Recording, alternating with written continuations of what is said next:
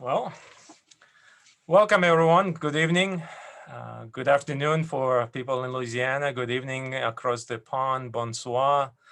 My name is Alexander Mikaberidze, and I am a professor of history at Louisiana State University in Shreveport and the Ruth Herring Noel Endowed Chair for the curatorship of James Smith Noel Collection, which is one of the premier collection of antiquarian books in North America. I have an immense honor and privilege of hosting an international symposium organized by the Massena Society, Louisiana State University, with the support of the Fondation Napoleon. It's a symposium that is dedicated to the bicentennial of Napoleon's death, and will start today and will continue for the next 4 days. We have a panel today of speakers, including the opening keynote speech by Professor Michael Broers.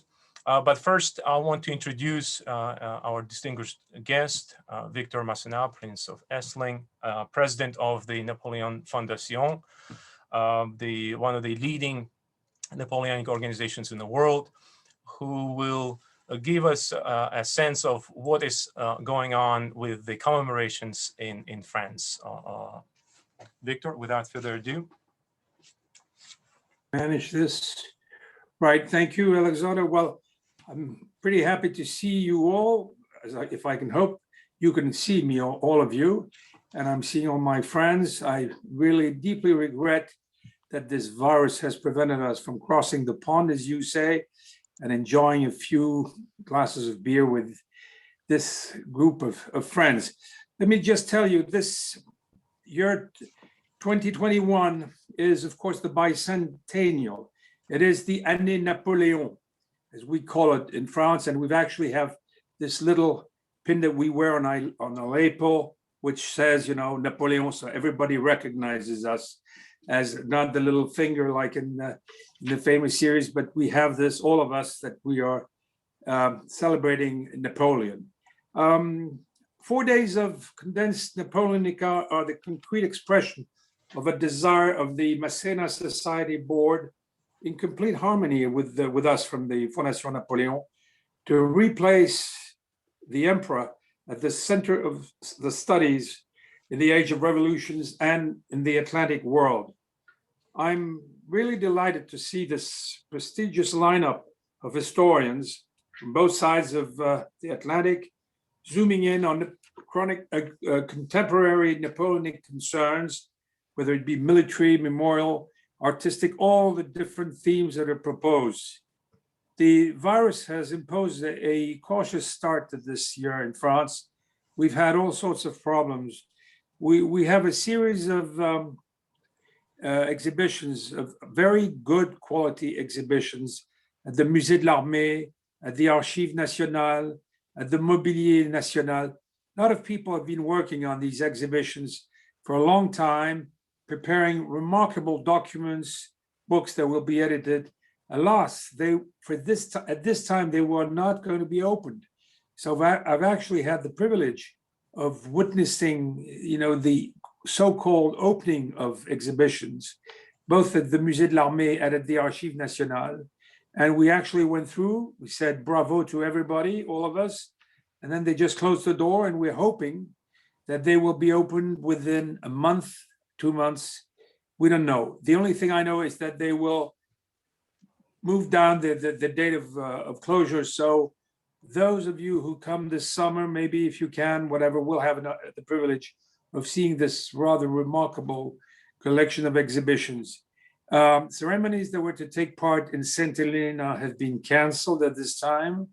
There will be something at the Institut, the Académie Française, with normally our president is supposed to make a speech, give a speech there, but we don't know for sure yet. So the main thing the thing that will be really important is what we say, what we write, the proof of if we have a symposium, we have good thoughts, that will probably be the most lasting memory of this year.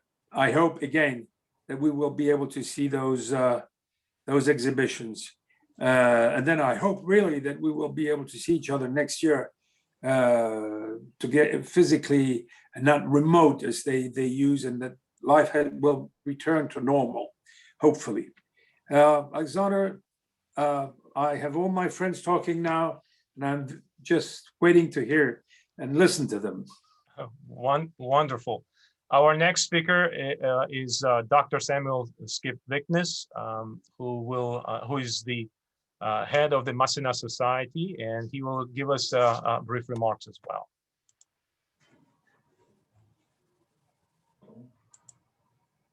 Okay. Good afternoon. Thank you. Welcome, everybody. It's good to follow my friend Victor. It's good to see everybody. I wish we were in person, obviously. I'm particularly pleased to note that Don Horwood, who I spoke to 3 times yesterday, is actually on this call, and I know we're all glad to see him, or at least to see his name. We got to see him a little earlier.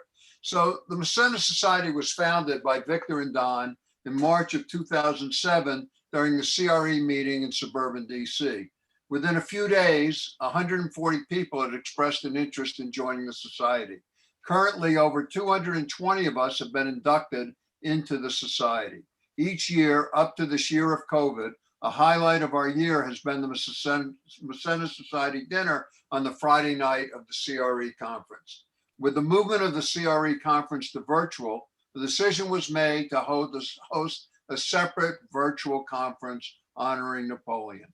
Alexander, our chair, has done an amazing job of organizing this conference with a wide range of papers on the Napoleonic era in Europe. Over 300 individuals have registered for this conference, an amazing number that reflects the power of being brought together remotely, the interest in the work of the Massena Society, and engagement in the study of the Napoleonic era in Europe.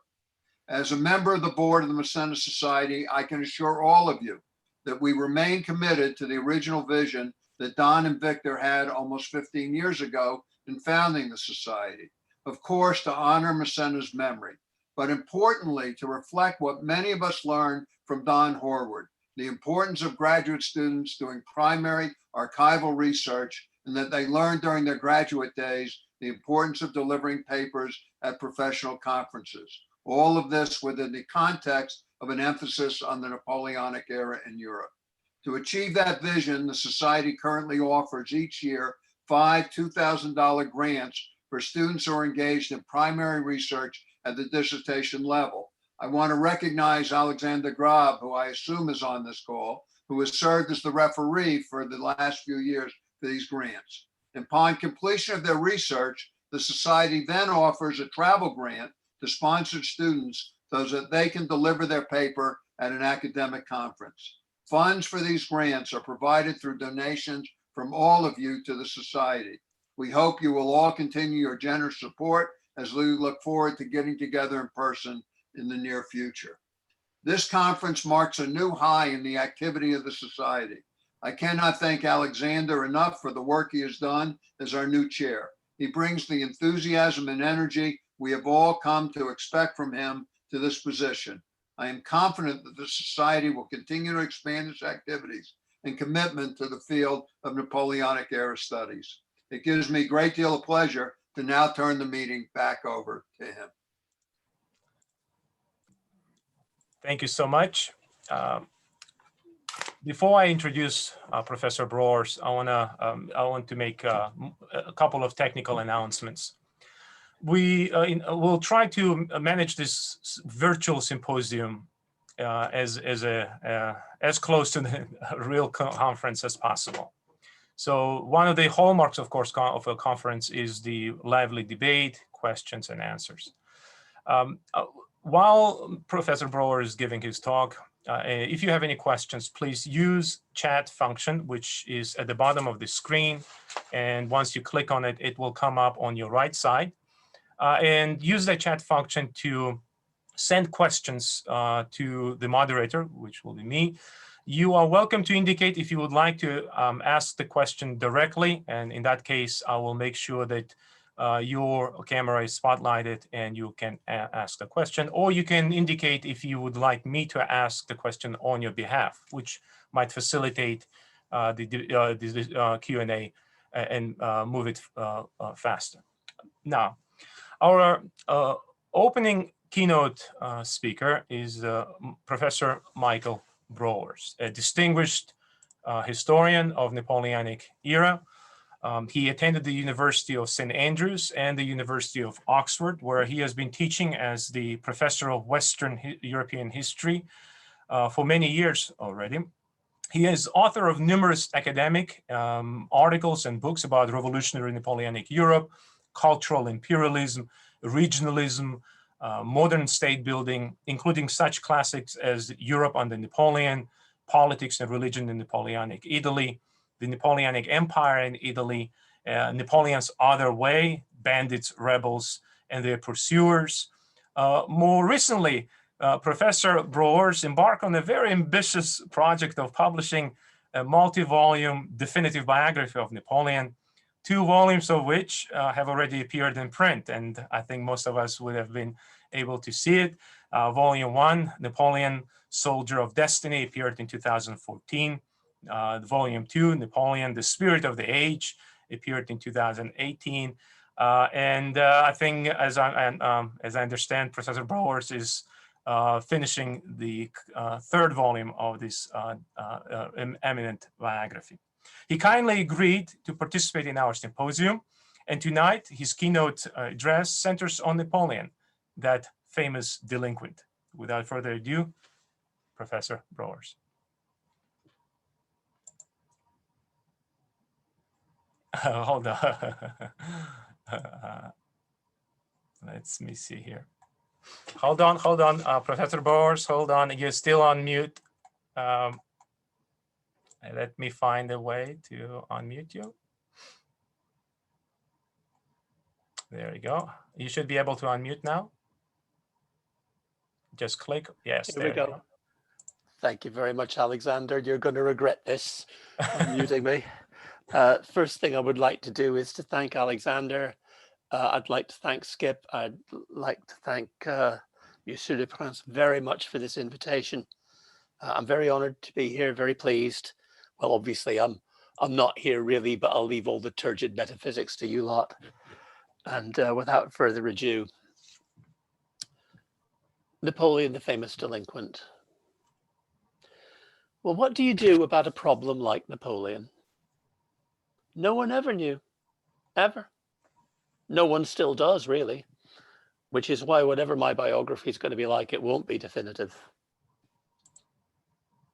Unless you were Edmund Burke, he wasn't even supposed to happen. And even Burke, was he a prophet? Was he a lucky punter?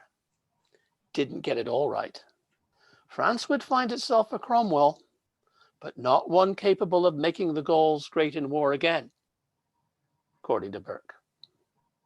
The Directory probably came closer to anyone than solving the Napoleon problem, closer than all the armies of the coalitions until Leipzig at least.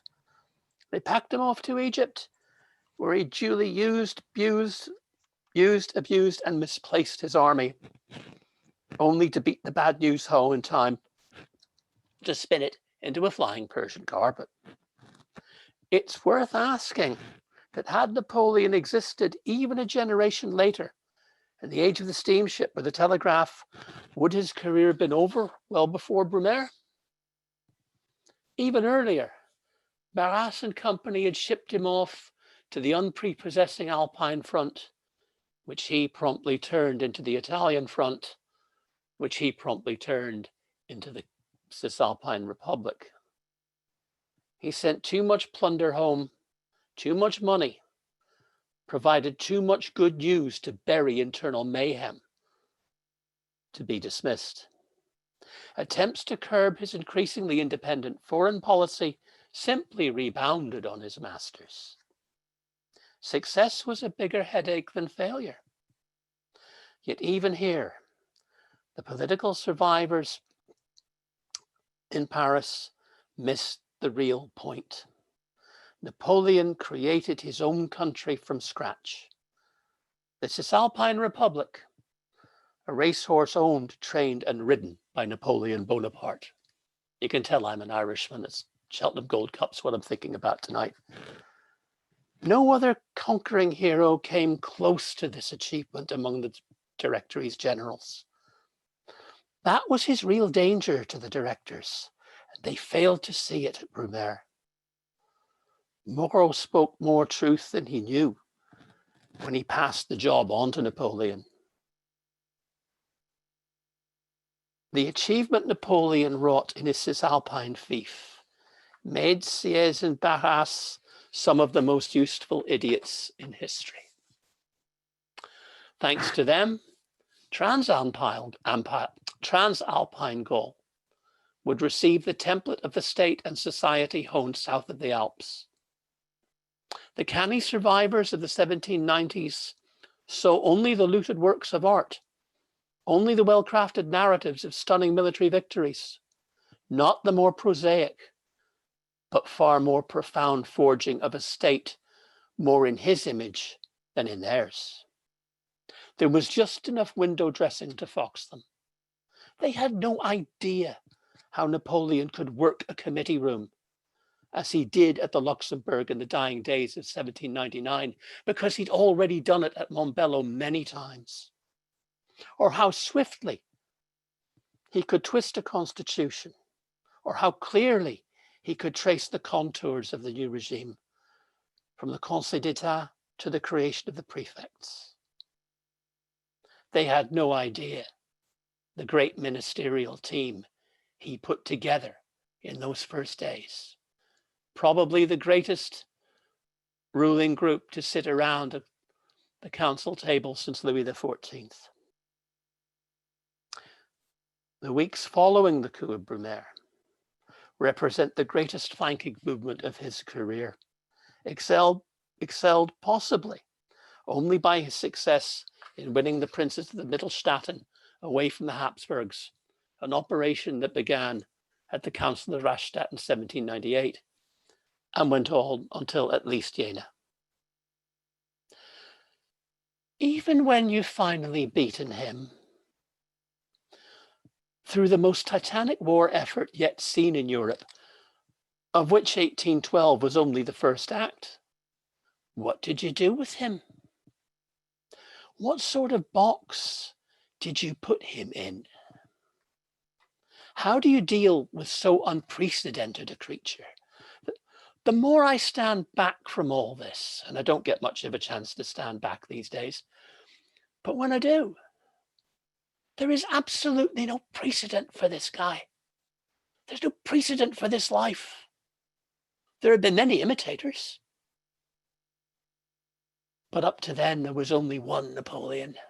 I think there only ever is one. Everyone else who'd ever risen to lead a country had somehow come from at least the fringes of the ruling elite. Not Napoleon. And the most interesting thing was he was the first among equals. He was the greatest of a great generation. What to do with him? Flummoxed his conqueror, Alexander I, as much as it had the directors. In a world still governed by precedent, and even the French revolutionaries developed some precedents of their own, so famous, so resourceful, so prominent a delinquent was without precedent. Wary of a commander so loved by his troops, and conscious of their own protestations of chivalry with peace in 1814, the victors rejected what the age euphemistically termed the Asiatic solution, so called because that was how the Russians dealt with the Tsars, as opposed to their Tsarinas, let it be said. They killed them. Alexander's own father among them.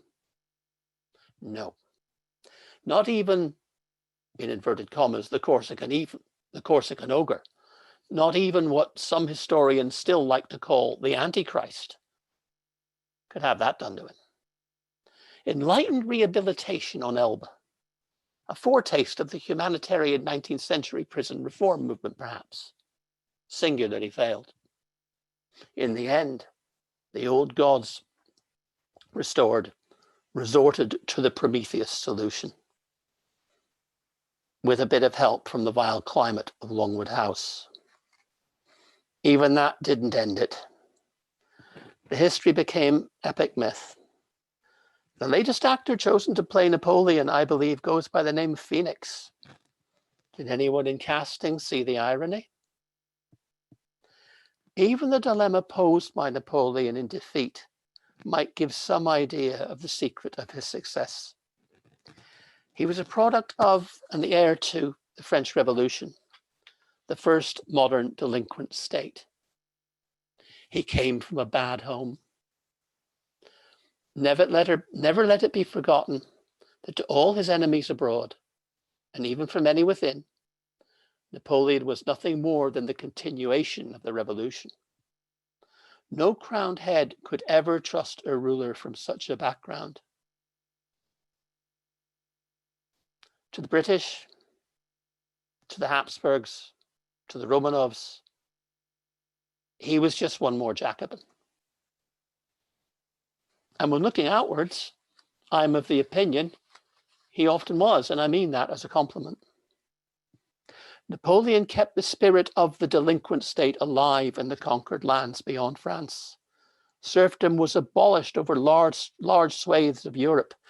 And a lot of recent research, I'm thinking of Nikolai Todorov, I'm thinking of my own student, Marcel Tomazov, I'm thinking of our friend, Georges Schlatze, are showing us that far more was done, far more determinedly than often assumed in places like the Duchy of Warsaw and the Kingdom of Westphalia to bring in the new order than we had previously supposed. Ghetto walls were torn down on occasion with artillery fire. And perhaps, most importantly, careers everywhere were open to talent. The closer Napoleon stuck to his revolutionary heritage, the more a delinquent he appeared to the European rulers. He by turn courted and terrorized. And we're running parallel to all this is a desperate search for what you might call ancien regime respectability. He doesn't want war with Alexander. He wants an entente. Doesn't want it. It can't happen. It was less the military threat posed by the Duchy of Warsaw that Alexander feared, although Napoleon's form, as it were, did make it a likelihood. I'm not saying that fear didn't exist.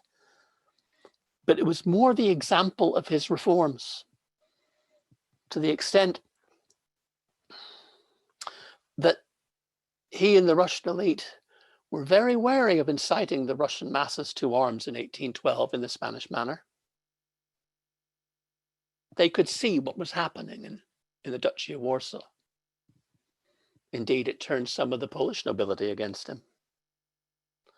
His deposition of the Spanish Bourbons in 1808 sent shockwaves through the courts of Europe, already unnerved by the contempt with which he spoke of their Neapolitan cousins as he ousted them 2 years before. His attempts to broker peace and win social acceptance with Alexander at Tilsit and at Erfurt, when sandwiched between these ruthless assaults on dynasticism, perhaps gets his international reputation into their perspective, the perspective of his contemporaries and rivals. That's how they fixed him. To them, the whole map of his empire, with its new kingdoms with their contrived classical names, was the vandalism of a delinquent. They bore more than a passing resemblance to the sister republics of the 1790s in their eyes. And the Bonaparte siblings dispatched to rule those kingdoms were tasked with reforming agendas more precise and more determined than those issued under the Directory in the 1790s.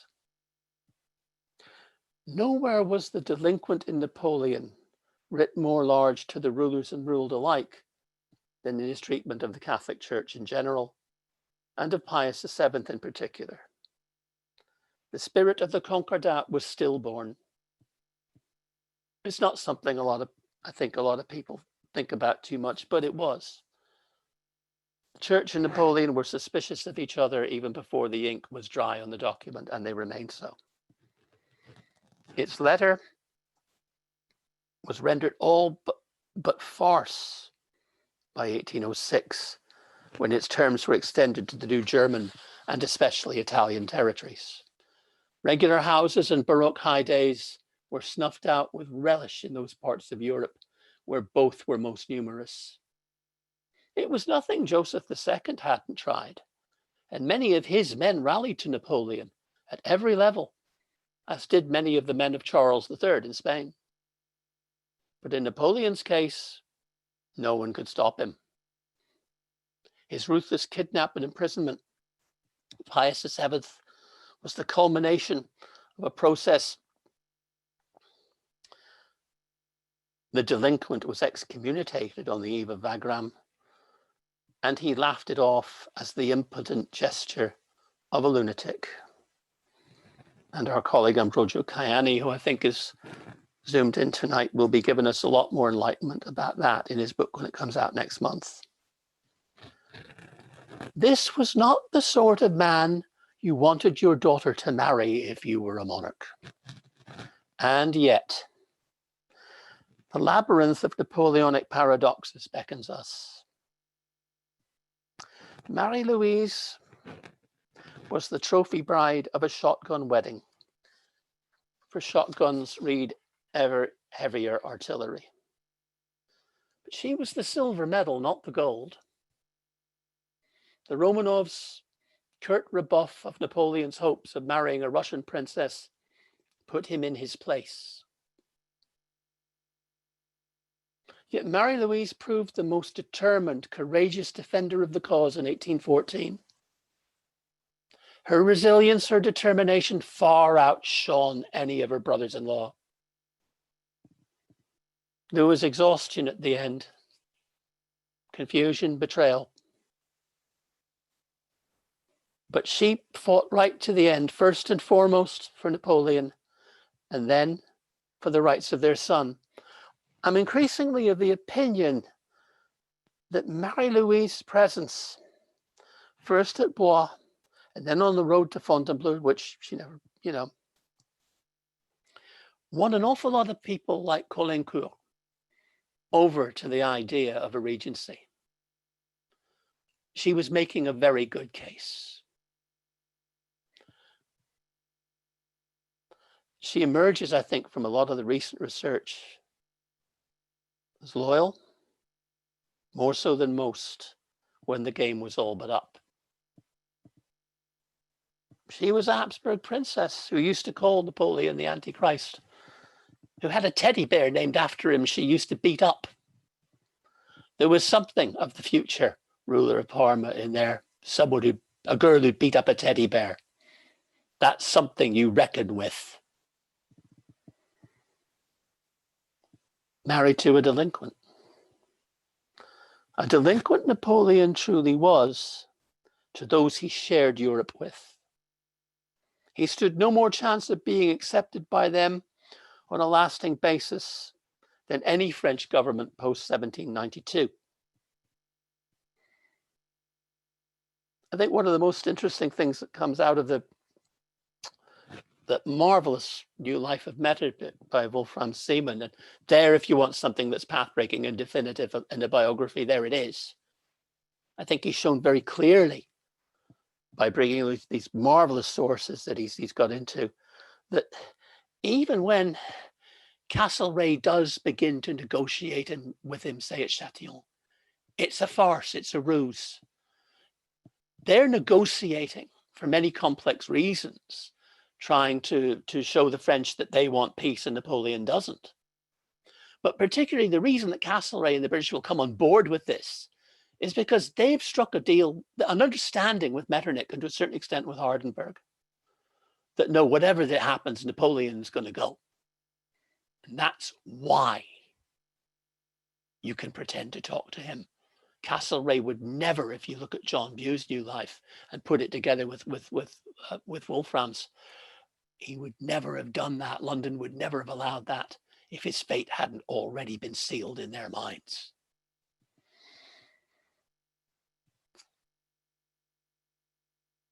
Think about it. Marie-Louise could not even prevail upon her own father to save the throne, if not for Napoleon and for his own grandson. The legacy proved this even more than the career, with brutal consequences. Conspiracy theories revolve around Napoleon's death on St. Helena as thickly as sightings of Elvis, and carry about the same weight as far as I'm concerned. If you're looking for a nasty piece of work, just think about him being moved to Longwood. You don't have to look beyond that. Never mind the wallpaper. Feel the damp. But in 1830, cries of Vive l'Empereur echoed far beyond France. And certainly in France, if you go back to that marvelous book by David Pinkney on 1830, who analyzed what they were shouting. Vive l'Empereur comes out on top. This was a moment when Napoleon's heritage was solidifying as part and parcel of the revolution for a new generation of Europeans. And it led to Napoleon Francis, aka Napoleon II, reviewing his grandfather's troops pointlessly in pouring rain for hours until the soaking killed him. A clearer conspiracy than the wallpaper in Longwood. The Asiatic solution was visited on the son, who, for Metternich at least, came from a bad home. Napoleon conspicuously failed to inspire real loyalty in his own siblings. You can see that in 1814, no one matches Marie-Louise. It wasn't helped by the impossible positions he tended to put them in. But he showed loyalty to them and to those who served him. It was a character trait that, for so many people, offset so much else. It is notable that those closest and loyalist to Napoleon did rally in the 100 Days. There are notable exceptions. Marie-Louise was a virtual prisoner. Eugene, who was with his in-laws. The Fittelbachs. They rallied to him, risking the destruction of the Raimond and the Amalgame. The regime they'd worked so hard to build rested upon. And afterwards, this is something that strikes me since I've been writing Napoleon's biography, such as it is. Very few of the people who were genuinely close to Napoleon wrote memoirs. At least, maybe people like Cambacérès, people like Caulaincourt-Lebrun, they kept copious notes. But a lot of those things weren't published in their lifetimes. A lot of interesting stories behind those. But, Lebrun, Cambacérès, the first and second consuls, the right arm and the left, the guy who gave the world the franc, the guy who gave the world the code. No. They'd compiled notes, written diary type things as they went along, but no, they didn't publish. Davout was asked how many times to publish his memoirs. An American friend of mine who works on the Civil War told me that Sherman models his response to potential publishers on Davout's behavior. Go away. His personal physicians didn't write anything. From the outset, that makes it difficult for a biographer, but even so, I think it tells you something about what that man could inspire. From the outset, from the very beginning of the story, I find this on a personal level remarkable. He won over his stepchildren, Hortense and Eugene. Won them over, won their trust. I think it's particularly striking word Hortense, a teenage girl. And there were several people he always wrote to after a battle. You know, there are people here who know far more about this than me. You know, saying in front of Alexander or Don and many of the rest of you. But you know, when you look at the correspondence, what strikes me is there's certain people, there's complete lockdown, you know, during the action. Immediately afterwards, the people he writes to, Cambesserers, this has happened. Josephine, I'm fine. His mum, I'm fine. Joseph, you know, tell me what's going on. And Hortense. And that's the longest one. They were that close. Eugene. He entrusted them with what was dearest to him. To Hortense, his favorite brother Louis, about whom he was manifestly wrong. You can talk about the Russian campaign and getting that wrong. You could talk about Waterloo and getting that wrong. They pale into insignificance compared to how wrong he got Louis. But he entrusted Hortense to her. And to Eugene, his own cherished kingdom of Italy, a jewel in his crown. Eugene's army was the last field army to surrender in 1814, you know, apart from the scattered garrisons. He didn't surrender till he knew news of the armistice came through, the abdication. Hortense brought up the future Napoleon III, conscious of his heritage and his destiny. It's the Beauharnais who fought on, not the Bonapartes. If Napoleon was a delinquent, a vandal with a small and a capital V, he shared the spoils generously. And I don't mean just the majorat, the dotation. I don't just mean the eagles and the swords. He could put the past behind him with a genuine wish to forget and to move on. Most notably with Bernadotte after Jena. You know, that marvelous letter that incredible letter from Berthier to Bernadotte saying that the emperor doesn't want to talk to you right now. He'll say something he'll regret. What's done is done. And with Louis, despite his mismanagement of Holland, and I think even more his mistreatment of Hortense. No. Louis, of course, after all that blew up, fled and hid out in a spa in the Bohemian Alps. The guy was genuinely afraid Napoleon was going to put a contract on him. He misread his brother terribly. When his mother started getting on his back about, you know, where is Louis? What have you done with Louis? Look, I haven't done anything with Louis. I've lost him, so I've misplaced him somewhere, okay? Well, find him. You know, find him. It's bad enough that Lucien's gone off and now Louis's gone off. Now get him back. And he writes to Louis and says, look, come on, I won't hurt you. As long as you stop behaving like a, you know, as long as you stop behaving like a prince, despite what you've done to Hortense, you're not going near Hortense again. After many attempts to get them to reconcile. In that sense, he was not a monster. He recognized his illegitimate sons, even though one of them may not have been his. Again, marvelous letter saying, well, you know, it could be me, it could be Murat's not going to do anything. I will. He never forgot a kindness. Careless, cruel even with the lives of his men. And he was. There's no getting around it. He sought to look after their widows and children, be they those of Lannes or the orphaned daughters of his grognards who received dowries on St. Napoleon's Day. He squandered life on a vast scale. I'll never become an apologist for that.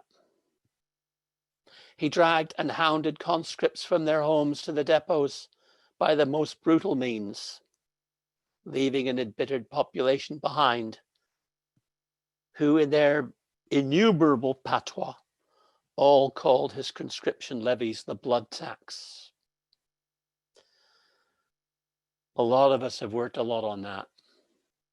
You can't turn your back on it.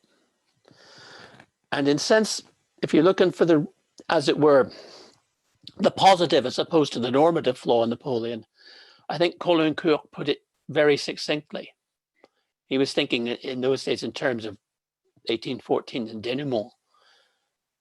He always overestimated the resources at his disposal. He seemed to think France was a bottomless pit of men. Of course it wasn't. Behind the conscripts were embittered communities. His regime was never popular. He was never loved by the masses of the French people. And it's amazing how many of us to this day can be suckered by his propaganda, but other people weren't. By the end, embracing every class, every occupation, was bitterness. The propaganda of the legacy has well hidden this for generations. But there is nothing ephemeral about the concept of public opinion when it is expressed by revolts, however small, by desertions, and by a whole black economy based on draft evasion, so well explored by so many historians the length and breadth of Europe. And yet, once in the field, the raw conscripts fought like lions from beginning to end. From the Channel camps to Waterloo. I mean, the Channel camps, when you stand back on it, and I was an enlisted man in the British Army for 2.5 years, and the Channel camps are a recipe for disaster. Yeah, hundreds of thousands of young guys herded together, away from home. Nothing should have been nothing to do. No. He knew how to forge them into a weapon of mass destruction that had pride in itself even before they left those camps. Nobody expected him to get to Waterloo with such a big army intact, to Austerlitz with such a big army intact so fast. He did. They did.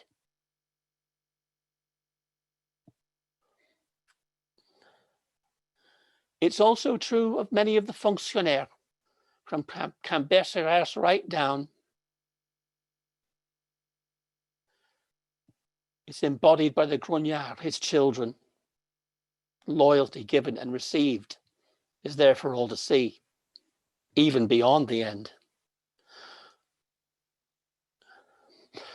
Almost no one who was close to him, truly close to him, betrayed him, as I've said, with self-serving, denigrating memoirs in the years immediately after the fall. It was less about preserving a flame. You can't put Caulaincourt or Cambacérès, who were so astutely critical of him. Can't say that of him. It was less about preserving a flame. Cambacérès, Roederer's private notes are not hagiography.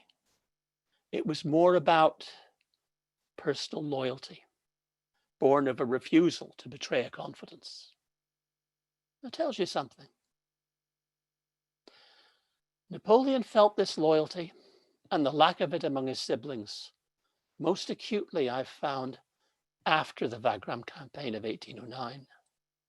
His correspondence is replete with admonishments, but of a new kind. The habitual, after all I've done for you, gives way to something more bitter, more heartfelt. After all my soldiers have done for you. The blood of his true friends, his real family, had been shed, he felt, for pampered ingrates. Napoleon's men, to seize on the title of Alan Forrest's great book, paid with their blood to defend the gains of the revolution from restoration in France and beyond. not just to keep his ungrateful family on their thrones. It's clear to me, for what it's worth, that this was how he felt. This is how he'd come to feel by the end. He'd always said to the French, "Whoever I am, I'm not Louis XVIII." He kept his oath in the Constitution, however many times he broke it, to defend the revolutionary settlement. I do think he became something close to a tyrant by 1813 when he began converting this regime into a truly dynastic monarchy. His discourse shows you that.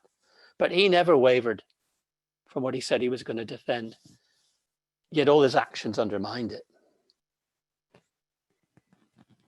It took the skillful diplomacy of Metternich to convince the German princes there was another way to preserve Napoleon's settlement in Germany, just as it needed all Talleyrand's deep knowledge of the masses of granite, of the immortals of which he was one, the survivors of the revolution, to effect the same in France.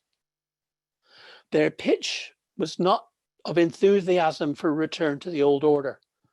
Far from it. The Bourbons, I think, arrived by process of elimination.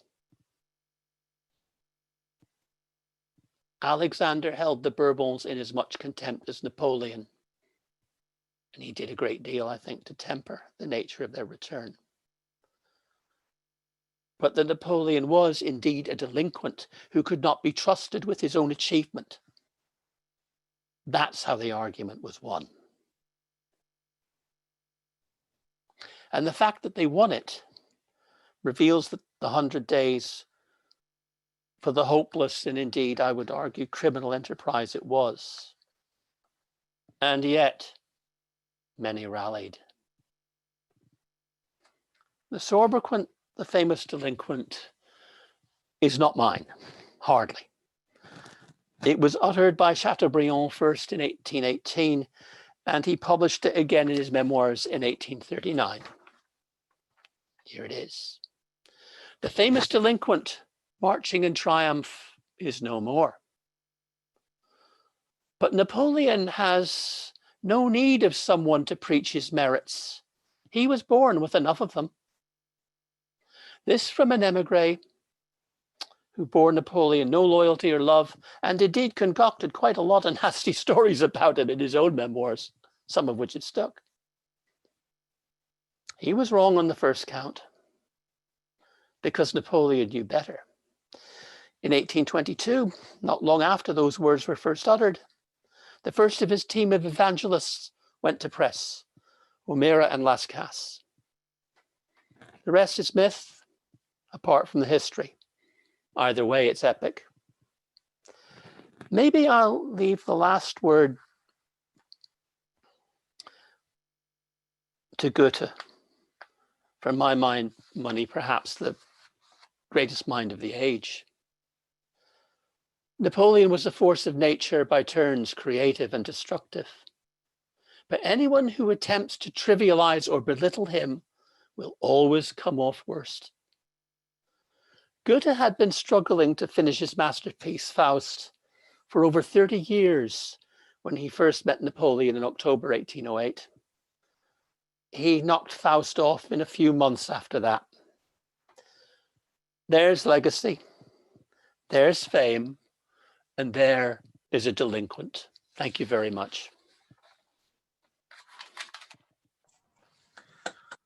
Wow, this was quite a treat. Dr. Broers, I've been following the chat, and you have really fascinated and I cannot express how grateful we are for this insightful lecture. We have quite a few questions. Let me start with a question from Brian Smith of Louisiana State University-Shreveport, actually a student of mine, so I'm glad to see Louisiana represented. And he asks, during your lecture, you said that Napoleon came from, quote, bad home, but it seems he had a very strong mother and he came from a better home than many. So in what way did he come from? Sorry, I'm sorry, it's a very the enigmatic Oxford way of speaking, I meant his home was the French Revolution. Uh-huh. And that's the obviously the European establishment regarded the French Revolution as a bad home. Napoleon was a product of that home. I didn't mean his family. Another question is from John Curtis from University College Cork. If Hello. Napoleon was not loved by people, why did they not reject him when he returned in 1815? Well, a lot of people did. You've got to remember what the 100 Days was like in France. This is why I say it borders on criminal. It opens up all the fissures of the revolution again. Napoleon could no longer rally the middle ground to him. They'd turned on him in 1814, the masses of granite. Yeah? The Vendée rises again. Vast swathes of the Midi just aren't with him. Look at the flight of the eagle itself. He crawls through the back country in Provence. Yeah? Up, narrow mountain roads to say out of the way until he gets to Grenoble where he reckons he'll be welcomed. He's welcomed there. He's welcomed up through Burgundy and Champagne that were revolutionary heartlands because of the way the land settlement worked. But I've driven a lot of that road in my youth. I wouldn't do it now. And even then, when I was, in my 30s, pretty fit boy, I was ready for a good stiff Calvados by the time I'd finished a day on that road. He's hiding. You look at it, the Vendée rises again. There's a lot of smooth feathers have to be put down. A lot of people, if you're looking for something in English, Bob Alexander's wonderful book, Bonapartism and the Revolutionary Tradition, the Fédéré of 1815, a lot of people just sit tight. A lot of prefects, they just sit tight because they don't know what's going to happen. Not everybody rallied to him. France did not swell for support for him in 1815. It split, it divided. That's why I say it destroyed Raymond and Amalgame. That people like Richelieu and Villèle in their different ways had to try to piece together again. It shattered it. No, I don't see it that way. We have a question from Beatrice de Graaf and from Utrecht, our dear colleague, author of a great book on post-Napoleonic security system. Yep. And so she first wants to thank you for captivating lecture, and she likes the term delinquent state. But she has a question. What remained of the delinquent state when Napoleon was gone? The institutions were preserved, but were they no longer delinquent? I think that's probably right. That's a good question.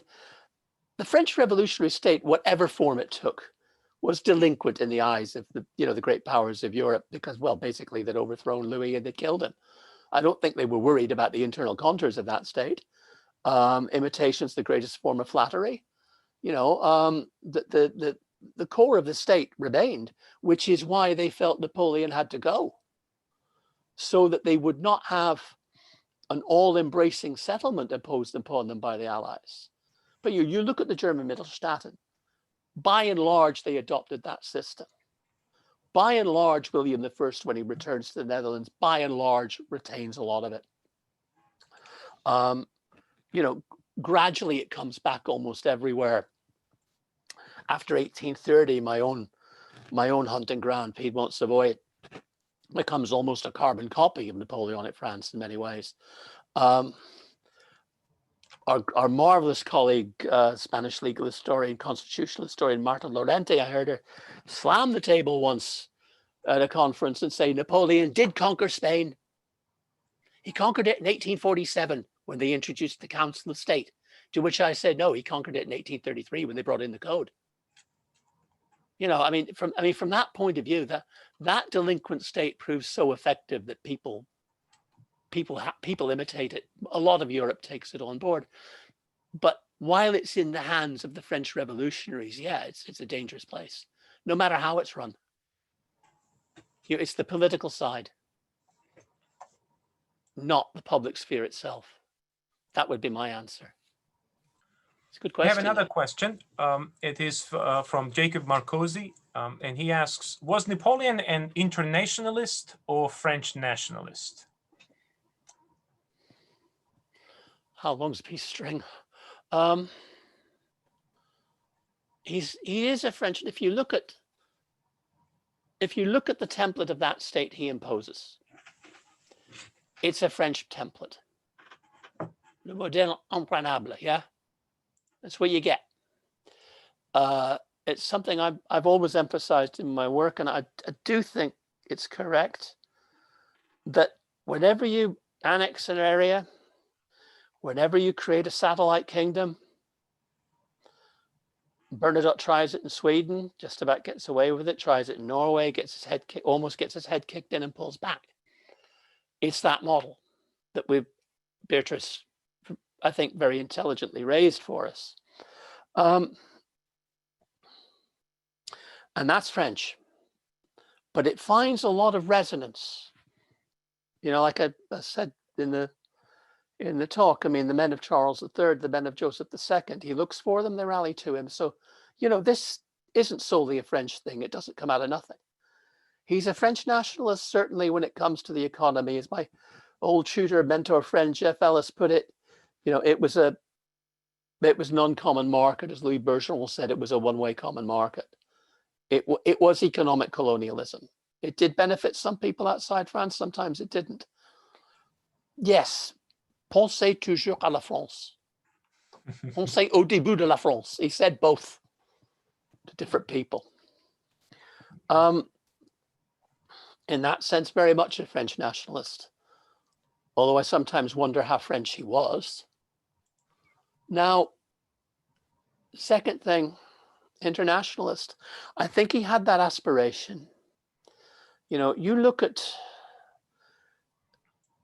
more and more I think about Napoleon, he looks to the future. He's looking to a younger generation. That's the people who rallied to him, to go back to an earlier question in 1815. There's the Stendhals of this world. And if you look at the composition of them as time goes on, his intention, I do mean his intention, is to be a European. You know, he's integrating, say, into the auditeur. And also that there was a parallel judicial auditeur for young magistrates. He's integrating Italians. Belgians have become French. Rhinelanders, in his mind, have become French. He's integrating Italians. He's bringing even people from outside the actual empire, bringing Westphalians in. He brings Poles in, you know, onto the council estate, into the judicial system. Now, the nationalist is to train them in the French system. But the idea is that this empire is not going to be run solely by the French. My own research has shown me, and a lot of other people's, is that, yeah, in the time they lived in, yeah, you have a problem. You know, you send in a French prefect. You maybe even send in a French sub-prefect if it's a problem place, especially when it comes to counterinsurgency, which is where I began my career. You know, you send in, above all, you send in French procureur. There's a law passed that within the empire, in the Département Réuni, you know, through natural wastage, every procureur on every court is going to be French. But by French, he also includes the Rhinelanders, the Piedmontese, the Belgians. Every president, from premier instance right up, is going to be French. That's the tension. But Napoleon thinks ahead. It's not going to stay that way if he can help it. The reality is that an awful lot of people feel they're being dragged off to serve, you know, foreign power. But even so, I mean, it's a good question. I'll take a couple of Italian examples. An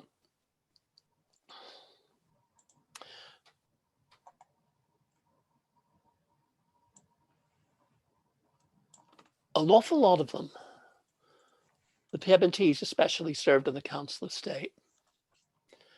And they all came out with the same thing. I don't like him because he took my country away from me. But boy, the Council of State is the only way you run a country. And they carry that forward with them. He wants to see them integrated into a system where a lot of them don't want to come. Some of them do. They're glad of the experience, but they're going to take it home. But I think, yes, in many ways, he wanted to be an internationalist, but in a French context. I think he was, yeah, in that respect. But pensez toujours au début de la France. That stays that way. It's a good question. It deserves a better answer. We have another question. This one comes from Max Ringborn. And I think it's one of those big questions that I think you have encountered before. And that is, would you consider Napoleon's life and career after 18th of Brumaire a continuation of French Revolution or something else entirely? I think it was in many ways a continuation of the revolution in some ways. It's complex. It's a complex question. The old enemies remain. Yeah. I think his greatest achievement was, and people forget this, is that he ended the war in 1800, in 1801, 1802 at Amiens. Okay, now there were times he was going to lose his temper, and Joseph and Talleyrand had to, keep him on a tight rein, but he had the sense to stay away and let them do it. He achieved peace. For 1/3 of his reign, Europe was at peace. And in that time, he's able to continue the revolution in many ways inside France. He's able to get support for himself because he's protecting those gains. What he rings at Amiens, you will recognize the territorial boundaries. You will recognize the internal settlement of France. The biens nationaux are going to stay sold. The regicides are not going to be executed. Not while I'm emperor. Never. It also continues in a different way. The enemy remains the enemy. The Chouans are still there. The Vendée is still latent. The pacification of the Vendée has to be finished. Howard Brown's marvelous book about all that, shows very much that you're still fighting the same war internally. You still got tensions. Raimond and Amalgam are great, but they're a long time coming. They're a long time coming, and that is still the revolution. All that is still there. They're thinking about, don't forget the revolution's a political laboratory, and what comes down to us as the big thing, be it the liberal period of the revolution, be it the terror, to many of the revolutionaries, that this was something we've tried, we've been through, we want something else. The fact that the consulate, even the early empire, is more hierarchical, is more authoritarian, is not necessarily breaking with the essence of the revolution. The career open to talent remains. That will begin to change. I think it's in flux. I think his aim, long-term aim, going back to the earlier question, is that things will evolve and that we will simply get beyond the revolution. And how do we do that? We cut out that generation. We fast forward to guys who maybe grew up in the shadows of the revolution, but who weren't involved in it, but whose fathers were. But not them. And they will be loyal to the system that's given them their break, and they've worked their way up, and we'll put it behind us. Maybe in an authoritarian way, although even there, I think he can see that things are going to have to change, just not as long as he's in the saddle. But that we will move on to something completely different, but that draws from it. Just as you're drawing a bit from the Ancien Regime. I think there is that period right towards the end, 1813, 14, when, maybe he really has fallen off the back of the truck and is thinking about proper monarchy. Well, he is, there's no doubt about it in my mind. But, even that's an aberration when you look at what he said done for most of his career. Good question. It's very complex. You guys are really pushing me. I'm really, it's really great. We have another question, and this one is from Cesar Peña Mondragon. Is the betrayal of Napoleon's siblings in part influenced by a gradual disappearance of their Corsican identities as they further involve themselves in French revolutionary ideology? I don't think so. I have views about Corsican identity. You can't talk about it. And I draw this because I began my career as an Italianist. There are at least two Corsicas. There's Corsica, the mountains, of the clans, of the vendettas, of the highlands, of which the Bonapartes dabble in but are not part of, and they get bitten. They get burned very badly. They're the Corsicans of the coast. They're essentially Italian, essentially Ligurian. You know, this world of really secular civic humanism, of education, and of the lessons he learns from his father, which he sometimes can practice and usually can't. Reconciliation. The family, yes, is very important. It's very important, and that is, of course, what isn't quite lost. I don't think it's to do with it being immersed in revolutionary ideology at all. I think the ones who had it shed it very quickly. No one was keener for Napoleon to marry a Spanish Bourbon than Lucien Bonaparte. I think this image of Lucien as this disgruntled Republican is not so, doesn't stand up. I think it started by the Duchess of Abracadabra and it's gone on ever since. But the falling out is mutual in some ways, and maybe I glossed over it too much in the talk. I mean, Joseph was handed an impossible hand in Spain.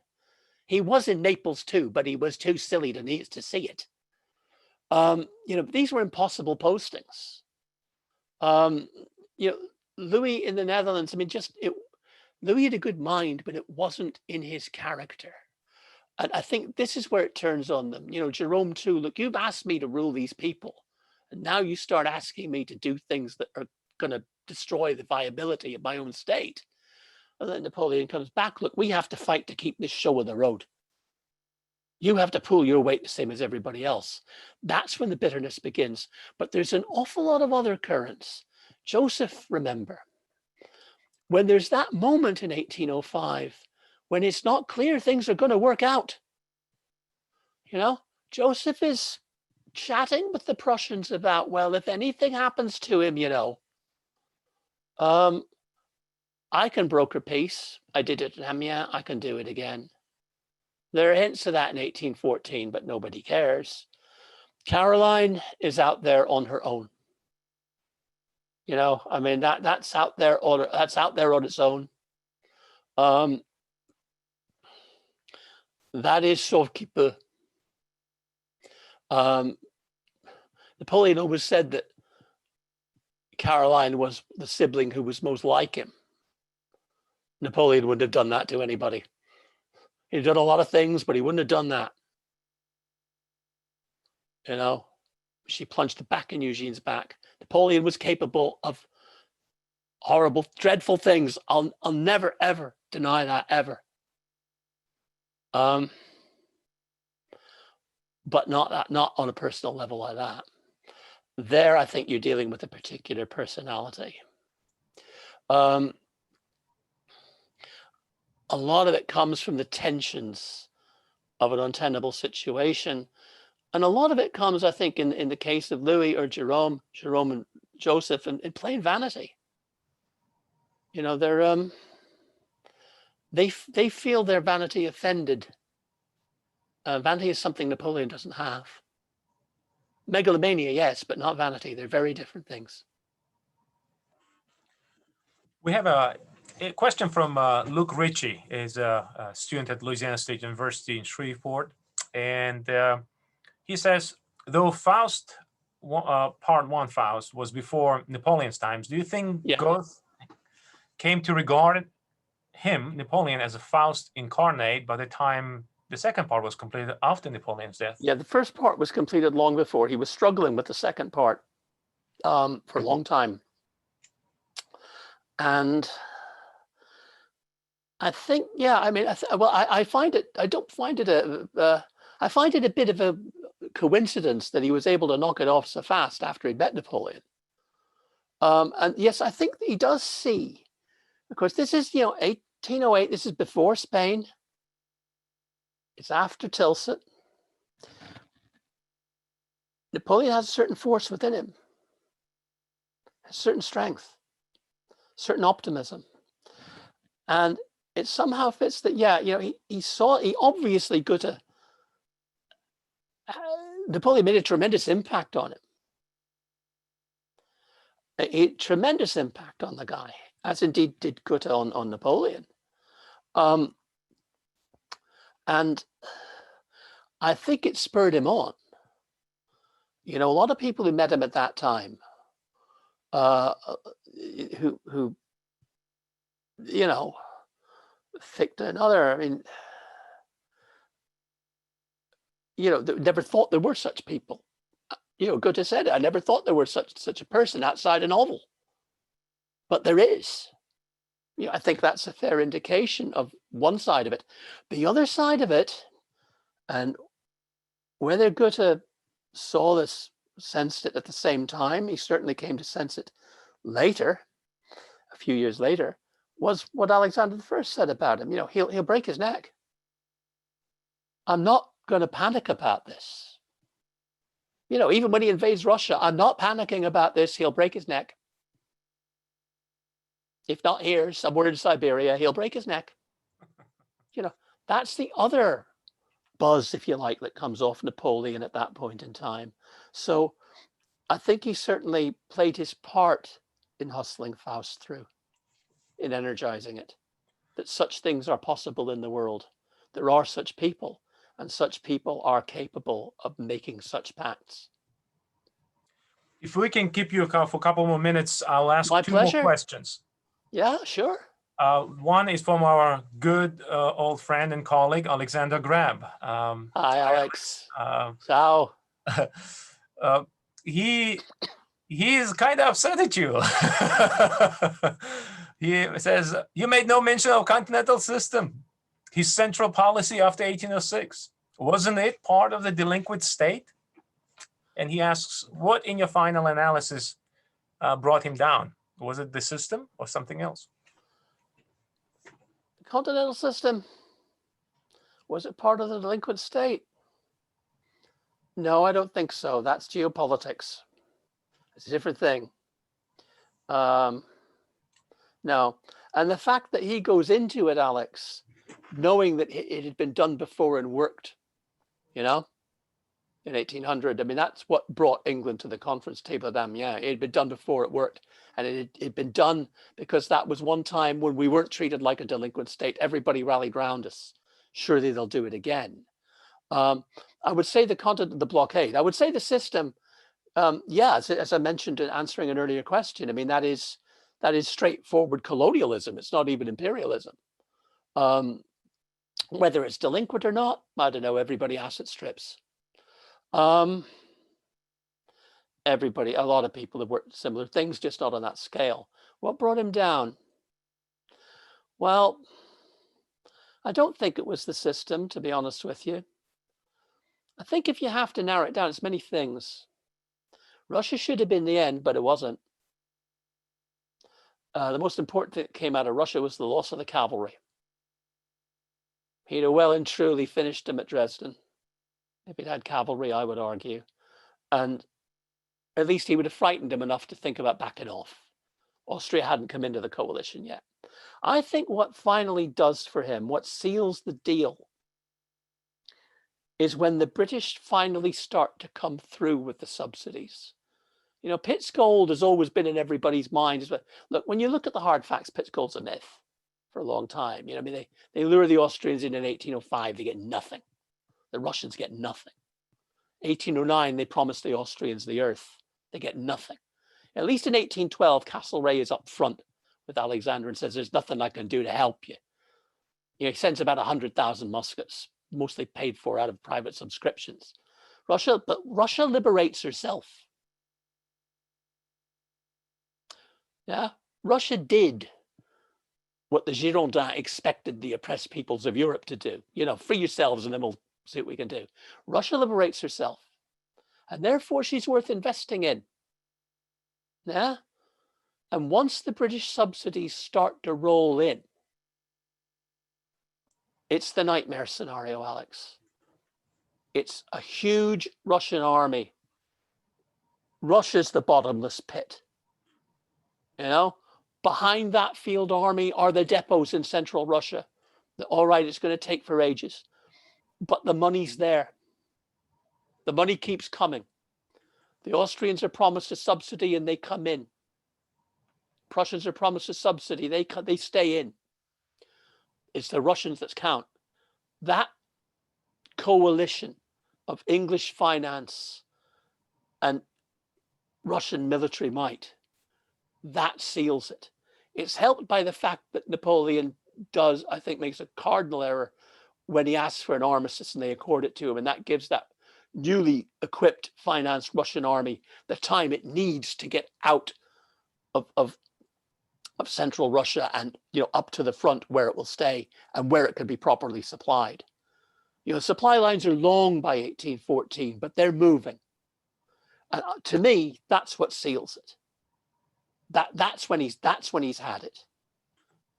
Before then, you know, it's touch and go. If it's one thing that swings it, I would say that's it, because that's when it becomes permanent and unstoppable. He's never going to be able to match that. And that then gives them the confidence to stick together. Let me ask you one more question. I know it's getting late. No, it's fine. I'm at your service. Can you stay a bit more? Yeah. Wonderful. Delighted. Then Griffin Riddler asks us a question, or it asks you a question. What would you say are the greatest legacies of Napoleon or the Napoleonic era as a whole in terms of political economy, organization of production, social relations? What do you think are the greatest legacies? The code. First and foremost, the code. Nothing's ever going to be the same again. And I don't even mean so much the statute law, because that will vary from country to country, from society to society. The code of procedure. This is the way justice is conducted. Open court, open trial, published sentences. No more inquisition. No more inquisitive trials. The code.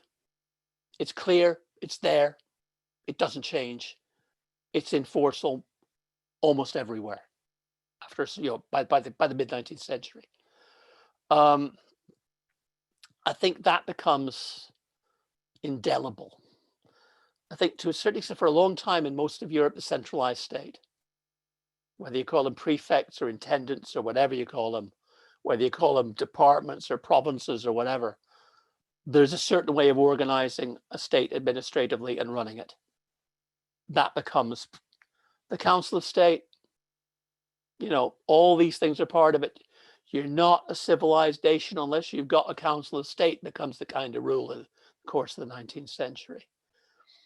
In terms of society, that's a tough one. I think that's a very transient thing. I mean, I think you have to think in terms of generations. You know, I think you have to sort of get past the war years for people to be able to look back, apart from those who served, with any kind of nostalgia for those years. The nostalgia is the preserve of the army. It's the preserve of the demi-sold. It's the preserve of, say, some of the war administrators like Stendhal. It's the preserve of a young generation who had their careers cut short. And it creates then a restlessness, you know, a Rambo syndrome kind of thing in France and some other parts of Europe as well. I mean, for a long time. But by the time you get to mid-century, that's over. But I honestly think the single thing would be the code and the kind of society the code creates. That breaks seigneurialism. That introduces the concept of religious toleration, even though you haven't got even freedom of the press. Is going to take a lot longer. Democracy is going to take longer. In many countries, it creates the clamor, though, for limited liberal constitutions. You know, a return to some kind of balance of power to make sure that nobody gets off the leash again the way Napoleon did. with no institutional control over him. That's what I would say. And as Alex has said, yeah, property ownership rather than birth, that's been on the way. And I think that takes longer in certain parts of Europe, Alex. I think it's a long time before we get it continent-wide. But if I had to point for one thing, I'd say the code, and the kind of code which comes back to Alex's comment that, you know, property rather than birth. Well, that's the code. That's what the code enshrines. One law for everybody. That broke the mold. As a follow-up to this, Jimmy Chan has a kind of a companion question. Sure. Would you agree that the Napoleonic era then laid the foundation for modern nationalism, that being one of the legacies of Napoleon? Nope. And that is why he remains so divisive and controversial? Nope, I don't. Categorically, no. Most of the risings against Napoleon had nothing to do with modern nationalism. Nothing. They were about, from popular revolts, were about restoring a kind of an old order, maybe without quite so much, you know, oppression. It would return to localism, to regionalism. People rose for their deposed or hamstrung traditional rulers. I don't see nationalism. You can sort of see it to a certain extent in Poland. You can certainly see it in my native Ireland. But I don't really think nationalism's on the agenda for a very long time. I've been teaching 19th century nationalism for a long time.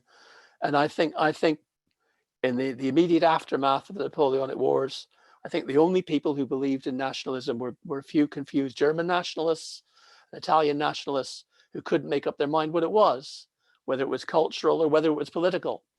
I think the only people who saw it as a threat were Metternich and Mazzini. Honestly, I don't think it's a factor.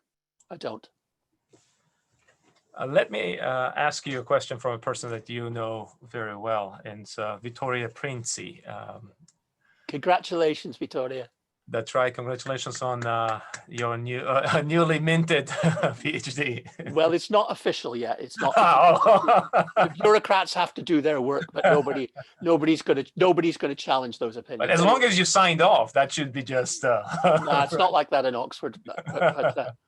But anyway. And she states, I was wondering, building on what you said about the appeal of Napoleon on the younger generations, the ones he was so keen to rally to the regime and absorb into the state service, how much does this attitude change or persist after him in post-Napoleonic era? And she specifically says the weight of disgruntlement and having these opportunities blocked among the classes of educated professionals aspiring to civil service. Yeah, that's a good one. I mean, I think here, Vittoria, one of the key problems, say, particularly for the French, the Belgians, Piedmontese, is the loss of empire. You know, the empire creates, the Departement Réuni especially, as you know as well as I do, massive job opportunities for people, for young French people, to get out there and make a career faster than they would at home, even in some cases if it meant being shot at. That's gone. Yeah, that is going to create hemorrhage. I think it does. And it's hard to box your way out of that. Counter to that, I mean, these are the guys coming home. Some of them get absorbed into the system and are perfectly happy. A lot of them want to come home. You know, Giordano L'Hermitage say the key point, you know, prefect of Rome, he rose because of the empire to that status and was well thought of. But he manages, because, you know, royalist family, to hold on and become prefect of the Gironde, and he's very happy. But for every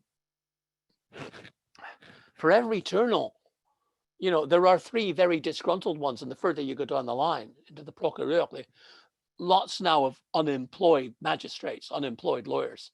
And yeah, this does create a lot of tension. You can see it explode in different contexts, the revolutions of 1821, and even more the threat of revolution in 1821, you know, where it doesn't happen like France. But I think that has to be got in the context of a much wider sense of exhaustion and war weariness.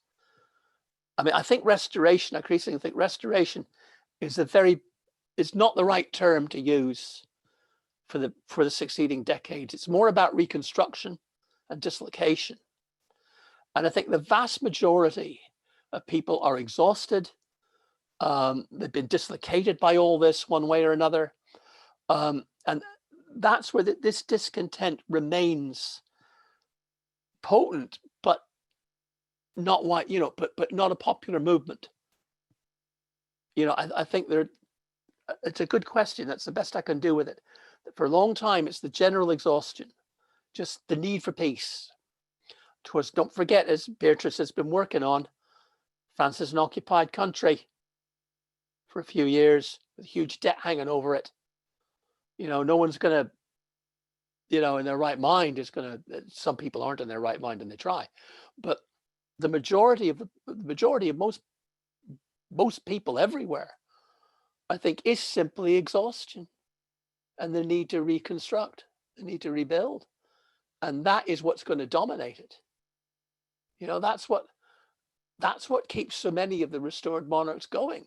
You know, the Duc d'Angoulême arrives in Bordeaux. I'm a very simple man with a very simple message. No more war, no more heavy taxes, no more conscription. You all right with that, guys? And you see that echoed everywhere. Ironically, that's when you see the Napoleonic system work. Once conscription's gone or toned down, once the war's over, you see its benefits. But you don't see the job expansion. I think one of the themes that we see in one of the debates that we see nowadays, certainly last year, but especially this year, and particularly in France, revolves around Napoleon and his policies in Haiti. And we have a question from Alan Bailey, who says, can you elaborate on that relationship? Could Napoleon have aided the growth of Haitian Republic in a similar way how he acted in Europe? In other words, could Napoleon have been an ally to Haiti instead of an imperial power? Well, there are a lot of people around who know more about it than me. But what I can say is what Napoleon himself said, not just on St. Helena, but soon after the event. The way I treated Toussaint was the greatest mistake of my public life. I should have taken him on board. Seen a letter in the correspondence. He said what I was afraid of, what he was too like me. He wouldn't accept a deal. He'd have to be his own boss. But I should have taken him on board. Interestingly, he goes on to blame, you know, I was pushed into this by the mercantile interest. I was pushed into it by the Paris Stock Exchange. I was pushed into it by the mercantile interest in places like Nantes and Bordeaux. And they're all royalists under the skin because they want the empire back. That's you know, wise after the event, but that's what he said after the event. I was pushed into this and I should have known better. And I handled that guy completely wrong. And he says that on St. Helena too. Very clearly, he says it. And he says it not long after the events. So do you think the same applies to the issue of slavery and reestablishment of slavery? There is now. This is a rare case. This is a rare case of Napoleon obfuscating. Guadeloupe and Martinique freed them. You know, they freed themselves from the slave revolt and reimposed it without, you know, on their own.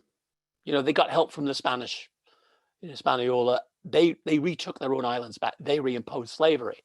And Napoleon makes it very clear he's not going to mess with that. As far as I'm aware, and I will bow to superior knowledge here, okay?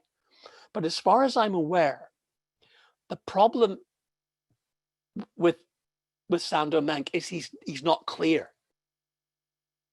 You know what I mean? He said, look, I am going to put down this revolt and I am going to reestablish control here. I'm going to reestablish French control. Yeah. And then I'll sort you all out. And he never actually explicitly says, I'm going to reimpose slavery. And he never explicitly says that he won't.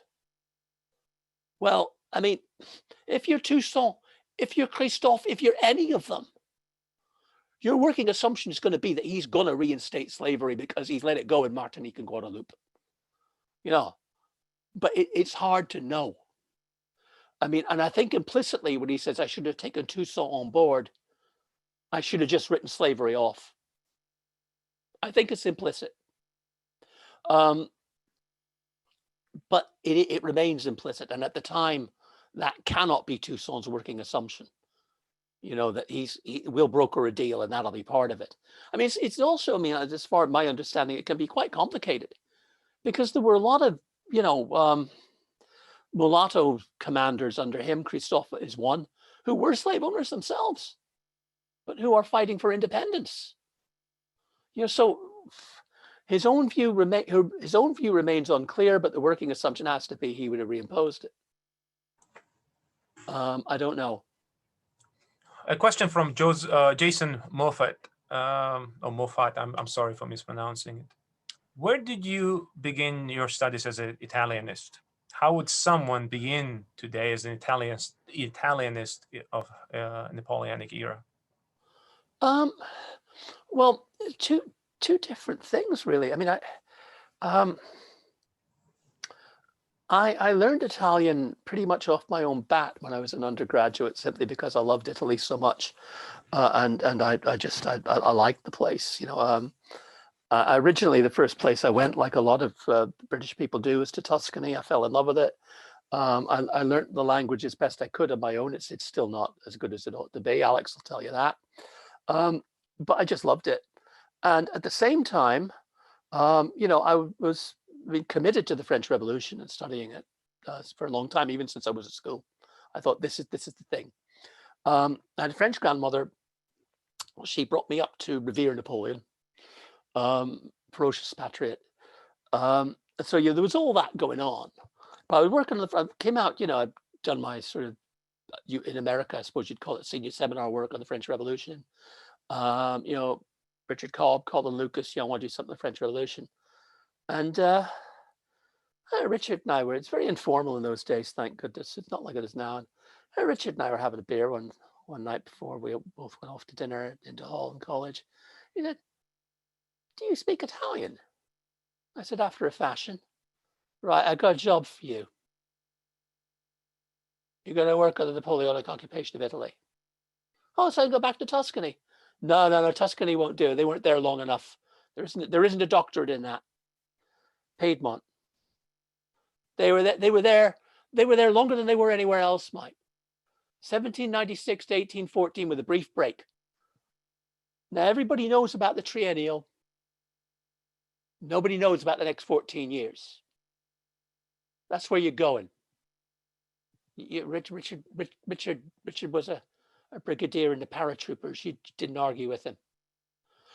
You're being posted to Turin. I arrived right in the middle of the Red Brigade trials. You know, I mean, I've been in I've been a servant soldier in Northern Ireland. I was scared, but you know, and that's how I did it. You know, there's this black hole, Piedmont. It's the most important thing. You know, Cavour turns this into a carbon copy of France. Well, it must have come from somewhere.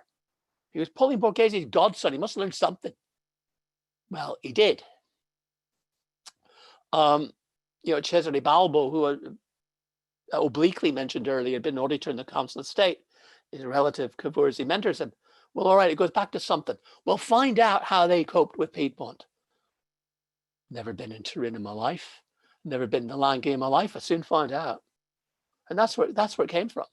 And then gradually, of course, I built out from that to looking at all the Départements Réunis.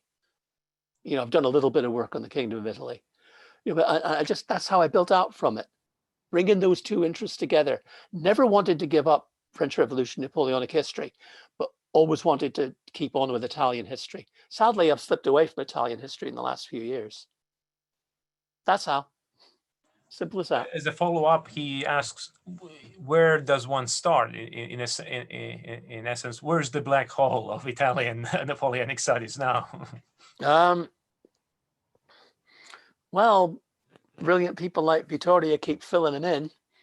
I had quite a few good doctoral candidates over the years who filled a lot of holes and it even more, examined even more. I think we're going to hear a very good paper. I hope I can make it. On the cultural side of all this, that's certainly blooming. I think Vittoria's shown an awful lot about things. There are lots of ways in. I think the thing to do is to read around the secondary literature, the historiography, and look yourself for the gaps. It was relatively easy for me because there was this yawning black hole. I mean, you'd talk to the Piedmontese guys. What happens after 1800? Don't know. No, we know the bare bones, but don't know. It depends too on the line you want to take, and I'm sure every Napoleonist in the room will agree with me. Those are magnificent archives. As Richard Cobb said to me, and you can use them to write normal history with. Doesn't have to be the normal Napoleonic stuff. You can fit this into a much wider social, economic, cultural context because the archives are so good. And you can use them as a launch pad to go forward and back. I mean, I think one of the really big black holes is the history of the Restoration period, almost everywhere. There's a lot of good work to be done on the ground there. There are lots of things. I mean, I think the relationship of Liguria to the Piedmontese state in the early 19th century is something that could really do a lot of digging into. I think myself too, this is a personal view, looking at the Concordat, going deep on the ground in Italian localities. I tried to get an overview in that little book, The Politics of Religion. And it was more of a top-down book than I would have liked. But the resources, at that time of my life, they just weren't there. And that would be, I think, something to dig into and probably come back. I'd like to hear whether I was writing a load of rubbish or not. And that's how I'm going to find out. We have a question from Jonathan Abel, who has a question on looking backwards instead of forwards. Do you see the delinquent state in the old regime, especially the recalcitrant parlements from the Grand Remonstrances of the 1750s through the Pause period? That's an interesting point. Now, I was talking about the delinquent state from the point of view of the other European powers. So the short answer to that in the terms of geopolitics and international relations is no. France doesn't become a delinquent state until it overthrows the monarchy and declares war. Nobody much cares what the French are doing internally until they declare war, until they get rid of the king. Then they're a delinquent state, a rogue state. I think there are a lot more better qualified people than me to answer that question, like back to the Parlement.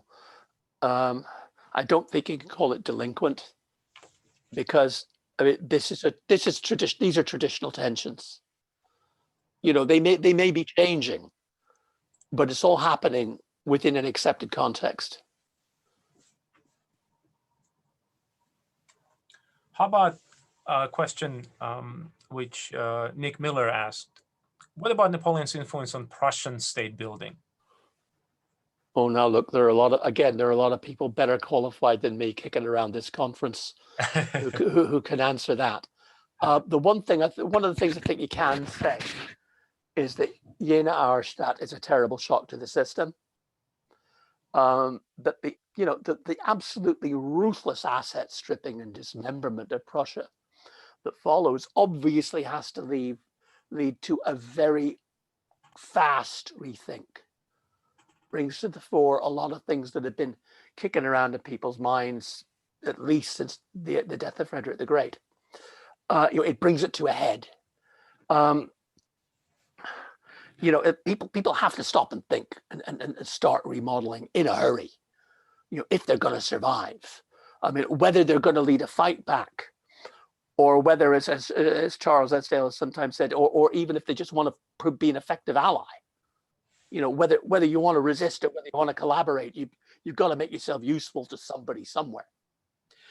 And it's obviously one of the interesting things too, though, I've come across in my life is Berdahl's work on the localities. It says the other thing it kind of galvanizes is local government. The county assemblies. On the one hand, the Prussian bureaucracy is saying we held the state together. When you look at his work and you look at some of the county assemblies, you say no, we did. With the state. Miguel Artalo Gallego, who's big influence on me, argues that in a crisis, a real crisis, a state somehow dissolves into its fundamental components. And I think you see that in Prussia. And then it's going to be what's going to come out of this. But I think there are people far better qualified than me to dot the I's and cross the T's or tell you I'm wrong. How about a quick question from Alfredo Nunez? Do you consider Napoleon a despot? Only at the end. I think only from late 1812. No. I think he's constrained by the need for raillement and amalgam, the need to keep people on side. I don't think so. I mean, he doesn't look. Germaine de Stael goes into exile herself. Chateaubriand too. These are self-imposed exiles. And he doesn't like her. He wants her out of Paris. He's happy to see him go. He doesn't do it. No, I don't think so. And if you weigh the way the Council of State operates, I don't think that's despotic. I think he's too open to new ideas for most of the time. Always looking for other opinions, always looking to consult. But I think after 1812, yes, he's moving that way. He's moving the reshaping, the regency, the creation of the regency. That is old style monarchy. And I think part of it's driven. I think there are several factors involved. And one of the things that people often forget is Napoleon was often a very ill man. And that guy had some form of stomach cancer or something. And when he's ill, it concentrates his mind. I'm not well. I think this helps him decide to go into Russia. I'm ill. I ain't got long to go. I've got to sort that guy out while I can still get a horse. That's what he tells Cambacérès, and I don't think he lied. I think that drives him down that road. I have got to get a grip on everything before I go, so that the regency will survive. And that makes him think increasingly dynastically. And by that stage, yes, he's a despot. When you look at what he does in practical terms to get the conscription levies through in 1813, that's despotism. That's tearing up your own rule book. But only at the end. Only at the end. I'm not saying he doesn't have those tendencies, but I think they only really come out red in tooth and claw after Russia. Before then, no. It doesn't work. This will be the last question. What blunders do you think Napoleon committed? And what cost him, especially in the last years of the empire? And that question comes from Ednan Ramian. There's the particular and there's the general. I mean, going back, say, to Alex's point, the blockade, the system was in many ways a mistake, a big mistake, but he'd seen it work before, so he tried it again. This time he had to do it with coercion. Spain was a mistake. We can say that, I think, with assurance, because he said so himself almost as soon as he did it. How did I get into this? To me, a lot of the answer is Talleyrand. He's not all he's cracked up to be. But Spain was a mistake. It needn't have been a fatal one. Yes, the invasion of Russia and the way it was organized and attempted to carry out was a very bad mistake. On one level, I find it very strange that you're trying to make an ally of someone, so you invade them. The logic of that is lost on me. And the whole way the campaign was conducted was a mistake. I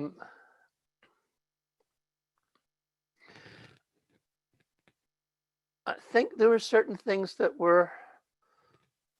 caught up with him that you can't blame him too much for. After 1805 and again after 1809, he can't trust Austria any more than the Austrians think they can trust him. Every time the British dangle, the money box and rattle the tin, they're up. So no, you've got to wallop them. But then how do you make an ally of him? Talleyrand's asking him to do the impossible, and yet he sees he has to do that. But it's impossible. To me, that was unavoidable.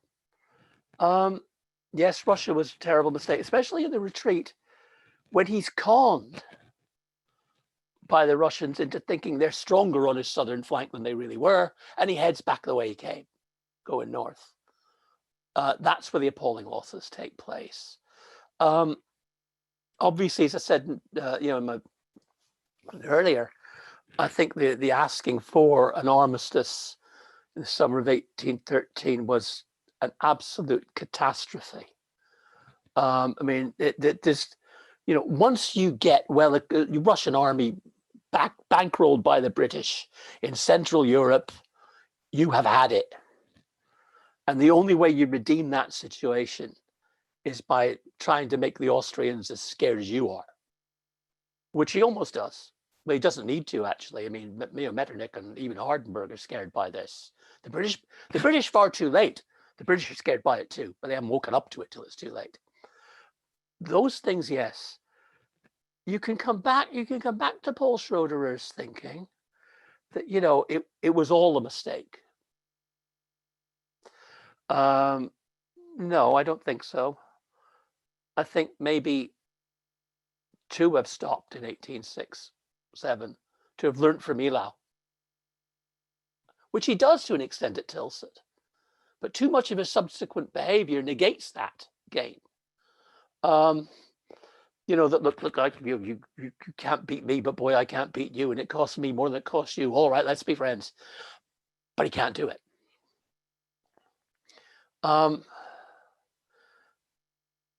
It's a difficult question. That, yes, there were huge mistakes, and yet it's a long time before anyone will bet against him. No wonder he turns to war, because he's so damn good at it. They were right to be wary of coming after him after 1812. He still had a sting in his tail. I think he's undone. As I said in the talk, I really think there's something he couldn't do too much about, that Metternich outwitted him with the German princes. And that literally cuts the ground out from under him. Could he have made peace with the Allies then? After having read Wolfram Siemens, I don't think so. Maybe. But it was same have been true of almost any French revolutionary regime. They're a delinquent state. You won't do business with them. So it's a big question. It deserves a lot better answer than I've been able to give it. There are certain key mistakes that you can point to. And then there's possibly something deeper that can't be avoided. This is bound up with much bigger things than just people hating Napoleon. This is about the French Revolution. This is about 100 Years' War between Britain and France. This is about the insoluble problem of Russia, which won't be solved until the Crimean War. It's best I can do right now. Thank you so much, Professor Roars. This was fascinating, exciting. You've been so generous with us with your time and your answers and your patience. Thank you once again. I want to remind the participants that tomorrow we will resume our meetings at 2 p.m. Eastern time with a roundtable discussion on the world of Napoleonic podcasting, which is a burgeoning field. We'll have an exciting panel with David Markham, Alexander Stevenson, Zach White, Everett Rummage. And then we'll have a keynote talk by Jeremy Black about Napoleon as a strategist. So have a great night, have a great evening, and I look forward to seeing you tomorrow. Bye-bye. Thank you all very much. Thank you all. Nice to see so many of you again.